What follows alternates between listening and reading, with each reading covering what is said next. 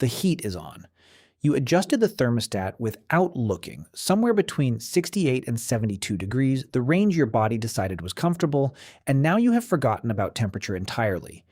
You are wearing a t-shirt in January. You have food in the refrigerator that will last another week. Outside, it is below freezing, and it does not concern you at all. But strip away the thermostat. Strip away the insulation in the walls, the glass in the windows, the gas line running under the street. Strip away the grocery store, the preserved food, the electricity.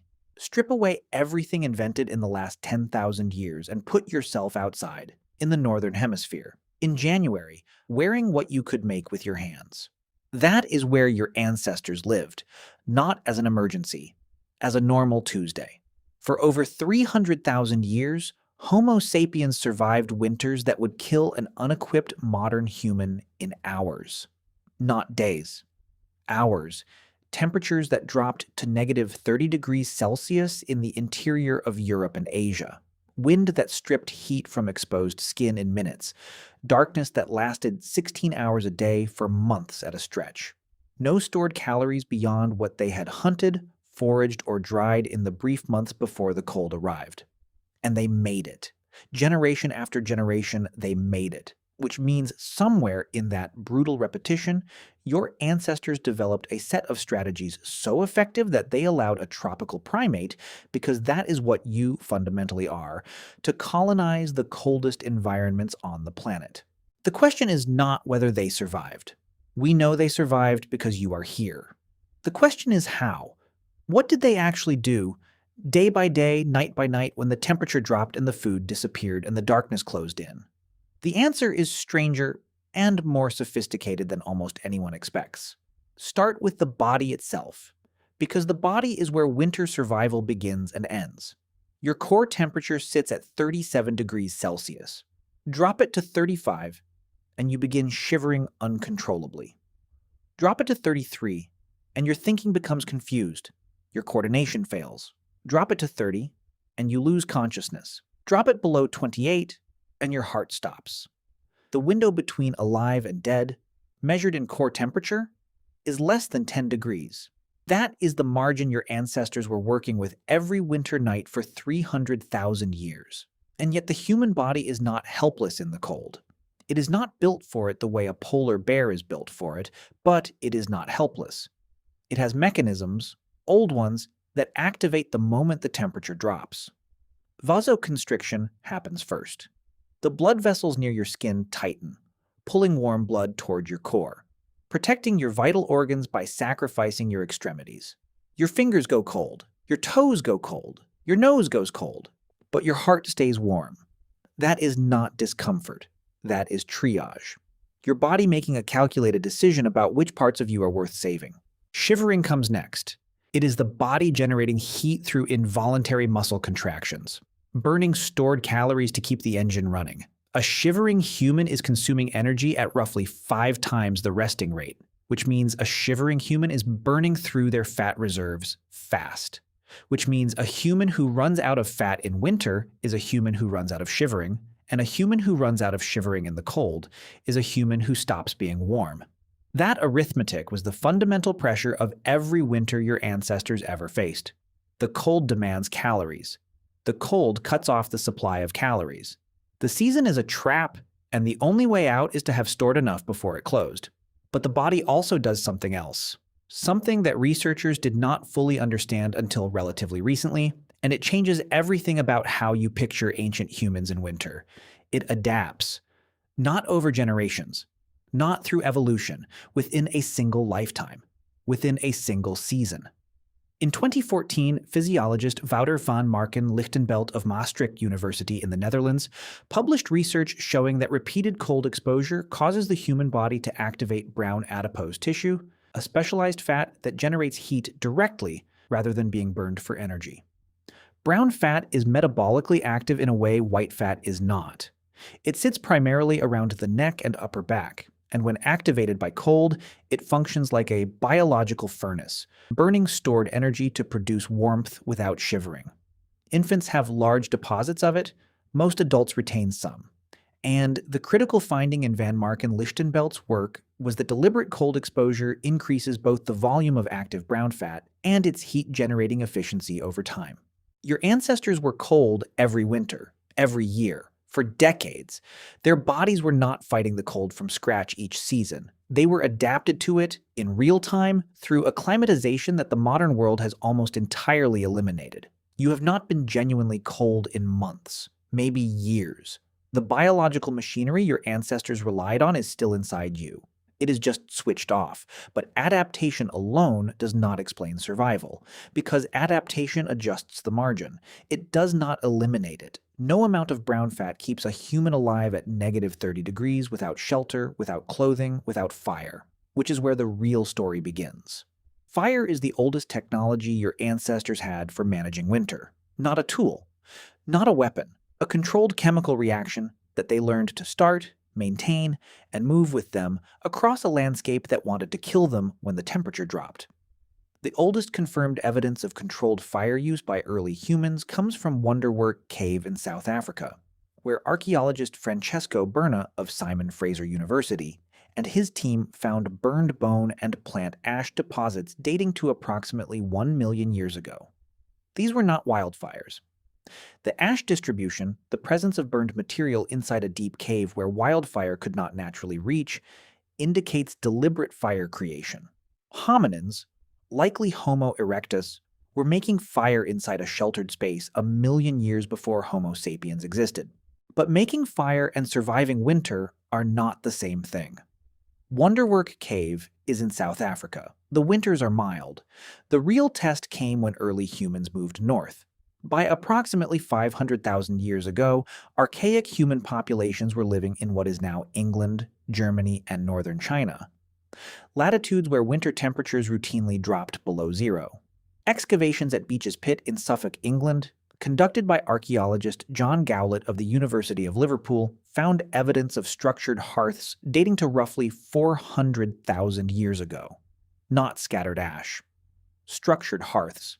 Deliberately built, repeatedly used, maintained over time. That distinction matters. A fire you stumble across is warmth. A fire you build is strategy. The moment early humans moved from using fire opportunistically to maintaining it deliberately, they crossed a line. They were no longer just surviving winter. They were engineering a solution to it. But here is what's strange about fire and winter survival together. Fire is only useful if you are near it. The moment you step away from the flame, the cold returns. A fire in open air in a 30-kilometer-per-hour wind loses most of its effective warmth within 2 meters of the source. Your ancestors needed something that could hold the warmth close to their bodies when they moved, when they slept, when they went out to hunt in weather that wanted them dead. They needed clothing. And clothing, unlike fire, leaves almost no archaeological record. Leather rots, plant fibers dissolve, animal fur disappears. The clothes your ancestors wore in the Ice Age are almost entirely gone, and what survives is so fragmentary that for decades, researchers could only guess at when and how sophisticated their garments were. Then genetics gave us something stone tools never could. In 2011, molecular biologist Melissa Taupes of the University of Florida published research using an unlikely proxy for the origins of clothing, the human body louse. Body lice, unlike head lice, require clothing to survive. They live in the seams of garments, not in hair. By sequencing the genome of body lice and calculating when they diverged from head lice, Taupes and her colleagues were able to estimate when clothing became a regular feature of human life. The answer was approximately 170,000 years ago, well before modern humans left Africa, and well before the most extreme cold environments they would eventually colonize. 170,000 years ago. That is when your ancestors started wearing clothes. Not as decoration, not as modesty, but as survival infrastructure. The seams in a garment are not a fashion choice. They are engineering. A fitted garment, one that traps air close to the body and prevents wind from stripping that warm layer away, is the difference between alive and dead in a European winter. The Inuit, whose ancestors colonized the Arctic beginning roughly 1,000 years ago, developed this principle to its furthest extent. Anthropologist Krupnik Igor of the Smithsonian Arctic Studies Center spent decades documenting traditional Inuit clothing construction and found that a complete set of traditional Inuit winter garments, 2 layers of caribou skin worn with the fur alternating inward and outward, created an insulating system that could maintain survivable body temperature at minus 50 degrees Celsius with minimal caloric expenditure. 2 layers of caribou skin, no synthetic fibers, no Gore-Tex, just an understanding of animal material and air circulation refined over centuries of necessity. Your ancestors were doing something similar, cruder, certainly, earlier in the process, but the principle was the same.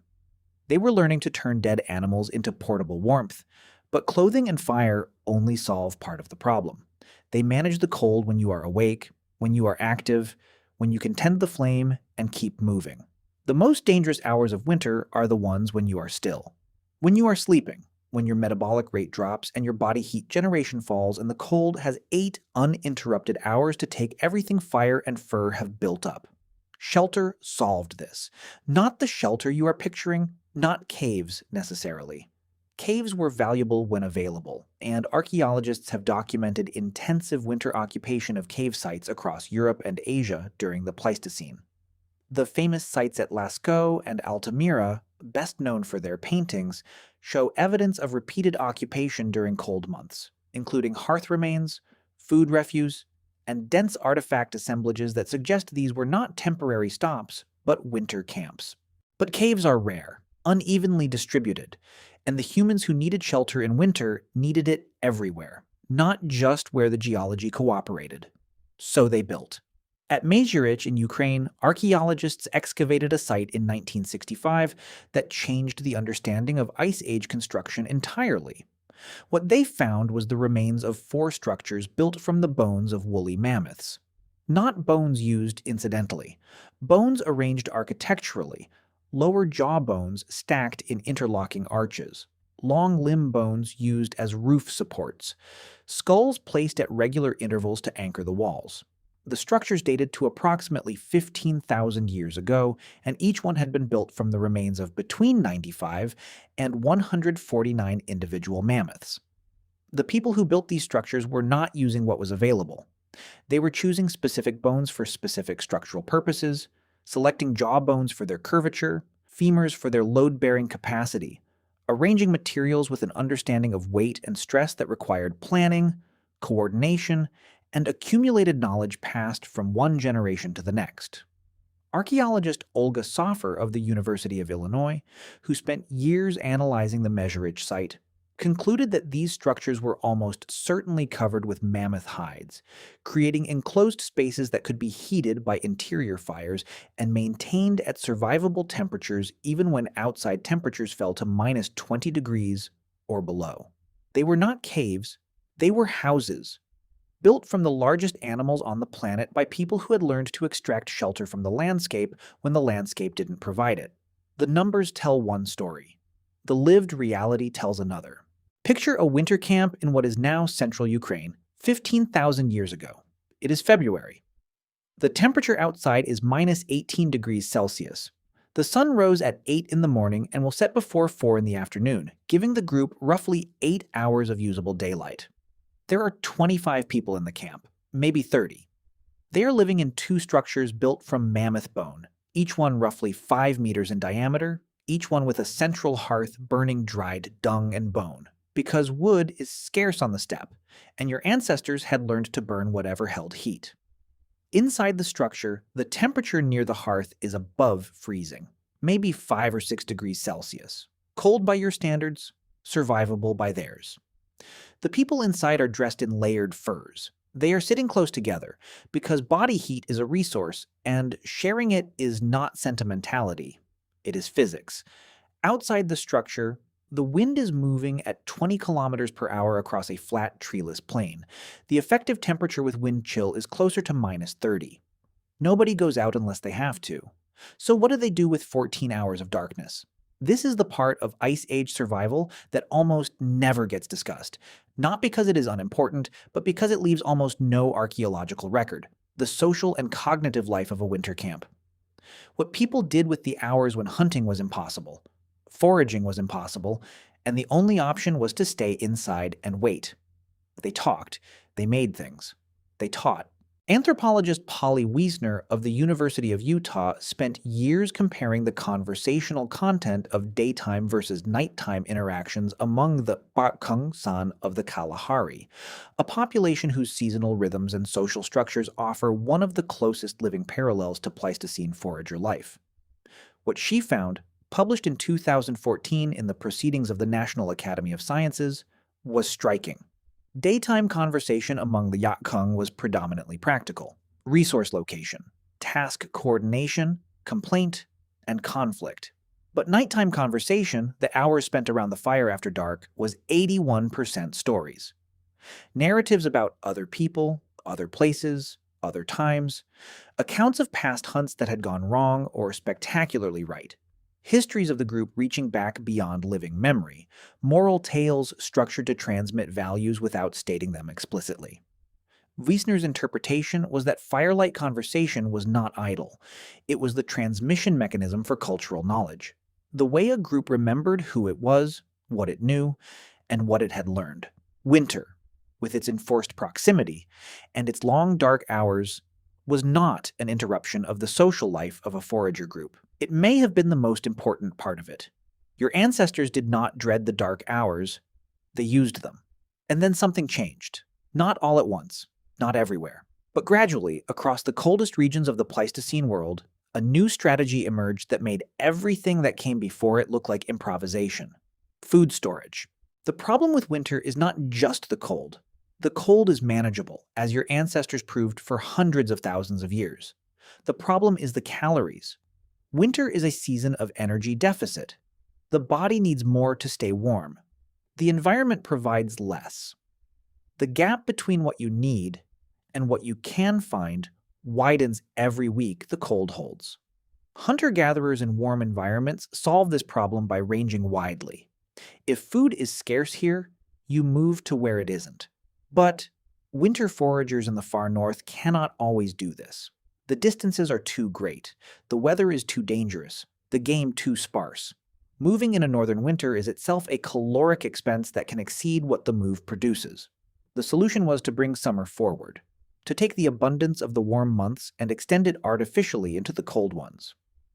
The oldest confirmed evidence of deliberate food storage by early humans comes from Chasem Cave in Israel, where archaeologist Ron Barkai of Tel Aviv University found evidence of repeated, patterned use of animal fat dating to approximately 400,000 years ago. The fat was being processed and saved, not consumed immediately at the kill site, suggesting an understanding that stored fat had future value. This was not instinct. This was planning. Abstract, future-oriented thinking applied to a biological problem. By 30,000 years ago, storage had become sophisticated. At Dolní Věstonice in the Czech Republic, archaeologist Jiří Svoboda of the Czech Academy of Sciences documented an assemblage that included pits dug below the frost line, the layer of soil that stays cold even in summer and filled with the remains of animals processed and stored in the cold. A natural refrigerator, engineered deliberately. The permafrost itself was a tool.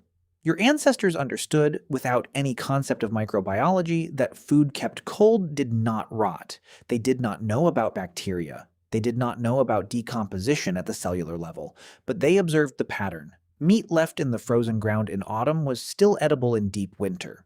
Meat left in the open air was not. The observation was enough. The mechanism didn't matter. The result did. The Nenets people of Siberia, reindeer herders who have lived above the Arctic Circle for thousands of years, still use this principle. Anthropologist Florian Stamler of the University of Lapland documented Nenets' food storage practices that include burying slaughtered reindeer whole in the permafrost immediately after the autumn kill, then retrieving sections throughout the winter as needed. The permafrost acts as a freezer that requires no energy to maintain. It is simply there, a geological feature converted into food infrastructure by people who understood its properties intimately. Your ancestors did the same thing, with mammoths, with horses, with bison. The kill sites of the late Pleistocene are not just hunting grounds. They are pantries. locations chosen partly for the quality of the prey and partly for the presence of ground cold enough to preserve what the hunt produced. But storage creates a new problem. Storage requires defense. A buried cache of meat in a northern winter is worth dying for the people who put it there, and for every other predator within scent range. Wolves, bears, other human groups. The caloric density of a well-stocked winter cache was high enough to represent the difference between a group surviving the season and a group starving in February, which is why winter camps cluster around storage sites, which is why the social structures of Ice Age forager groups show evidence of strong territorial behavior during cold months, even when those same groups were more fluid and permeable in summer. The cache is an anchor. It creates a location worth defending, and defending a location together requires coordination, trust, and rules about who has access and who does not. Anthropologist David Erdahl of the University of St. Andrews spent decades studying the relationship between resource defense and social structure in forager populations, and concluded that the requirements of winter storage were likely a significant driver of the egalitarian social norms that characterize most known hunter-gatherer societies. If one person controls the cache, everyone else dies. So caches are shared. So sharing becomes a norm. So violations of sharing norms become the most serious social offense a group can register. That ethic of enforced sharing, the deep human intuition that hoarding and conditions of scarcity is a form of violence, did not emerge from moral philosophy. It emerged from winters in the Pleistocene, where a man who kept the stored meat for himself was a man who killed his neighbors with cold rather than with weapons. That thread runs all the way to right now. Because the instinct is still there. You can feel it when you see someone go hungry in a world with enough food to feed everyone. The discomfort is not learned. It is old. Older than agriculture, older than cities, older than language possibly. It was carved into the social architecture of your species by 300,000 years of winters that punished hoarding and rewarded sharing with survival. And here is what should stop you completely. The strategies that kept your ancestors alive in those winters did not just solve a biological problem. They built the architecture of human sociality. The long, dark hours around a fire produced storytelling, which produced cultural memory, which produced the ability to transmit knowledge across generations without writing. The requirement of coordinated defense produced trust networks and reciprocity norms. The need to store food produced territorial behavior and property concepts. The requirement to share the cache produced the egalitarian instincts that still surface in you today when you see someone go without. Every major feature of human social life, the stories, the sharing norms, the group loyalty, the long-term planning, the capacity to defer gratification, has a plausible winter origin. Not the only origin, but a significant one. Winter was not just a season your ancestors survived. Winter was a forge.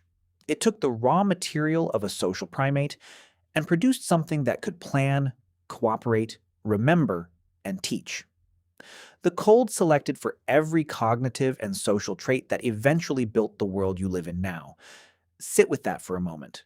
You adjusted the thermostat without looking.